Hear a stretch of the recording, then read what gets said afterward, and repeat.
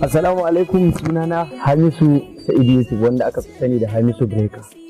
Wato abin da yake faruwa shine ka san shi labari shi yake kiran mutum, duk da ni mawaki ne ba jarumin wasu fim ba, amma da ke karakta ya kira ni labari ya zo daidai da ni da aka neme ni sai na sha'awantu da abin na amsa. Da tun lokacin da aka kawo min labarin wakan to shi producer din fim din yana briefing dina sai na ji daidai wurin ya ce Alhaji kamar fa zan iya wannan role din kamar wasa ya dan yi briefing dina sai na ji yayi daidai da ra'ayi na amsa role. Albishir din da zan yi wa yan kallo shine kawai su kalla season 2 din da su sha mamaki. Wannan karan ba waka bane. Duk din da za a fara haska wannan season 2 darasi din a Jakada Hausa TV 17 ga watan 10 idan Allah ya lamunce, kada kowa ya bari a bashi labari. Wannan karan fa Breaker.